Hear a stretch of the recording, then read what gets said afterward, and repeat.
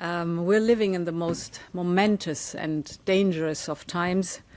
I do not need to describe the grave nature of the threats that we face or the devastating consequences that we will have to endure if those threats would come to pass, because the question is no longer whether Europe's security is threatened in a very real way or whether Europe should shoulder more of its responsibility for its own security.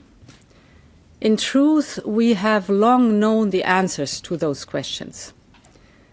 The real question in front of us is whether Europe is prepared to act as decisively as the situation dictates, and whether Europe is ready and able to act with speed and with the ambition that is needed. In the various meetings in the last few weeks, most recently 2 days ago in London, the answer from European capitals has been as resounding as it is clear. We are in an era of rearmament, and Europe is ready to massively boost its defense spending, both to respond to the short-term urgency to act and to support Ukraine, but also to address the long-term need to take on more responsibility for our own European security. And this is why today I have written a letter to the leaders ahead of Thursday's European Council. This is why we are here together today. I have outlined in this letter to the leaders the Rearm Europe plan.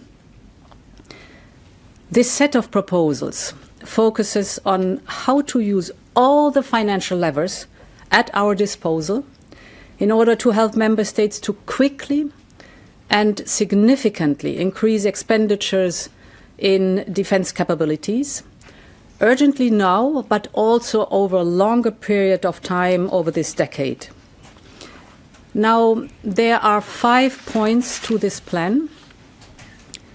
The first part of this Rearm Europe plan is to unleash the use of public funding in defense on the national level. Member states are ready to invest more in their own security if they have the fiscal space, so we must enable them to do so. And this is why we will propose to activate the national escape clause of the Stability and Growth Pact. This will allow member states to significantly increase their defense expenditures without triggering the excessive deficit procedure. So if member states would increase their defense spending by 1.5% of GDP on average, this could create fiscal space of close to 650 billion euros over a period of 4 years.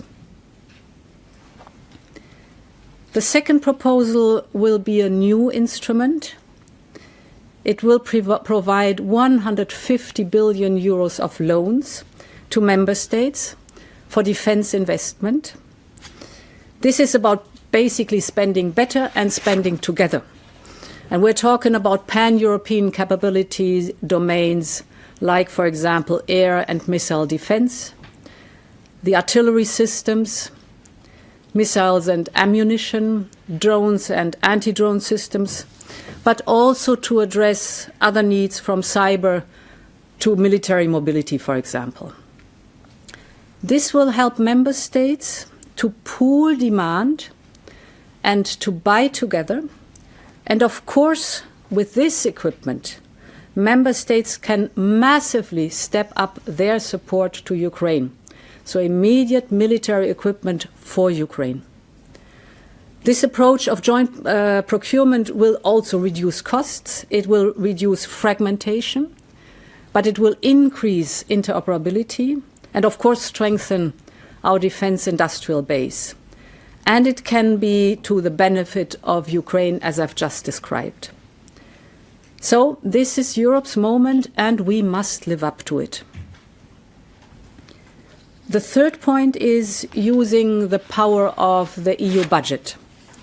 And there's a lot we can do in this domain in the short term, to direct more funds towards defense-related investments. And this is why I can announce that we will propose additional possibilities and incentives for member states, that they will decide if they want to use cohesion policy programs to increase defense spending.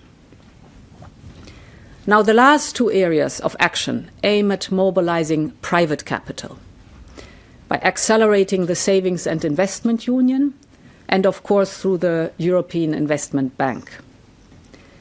So to conclude, Europe is ready to assume its responsibilities. Rearm Europe could mobilize close to 800 billion euros of defense expenditures for a safe and resilient Europe. We will, of course, continue working closely with our partners in NATO. This is a moment for Europe, and we are ready to step up. Thank you very much. Thank you. No questions today.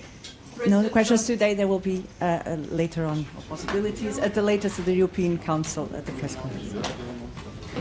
So no questions.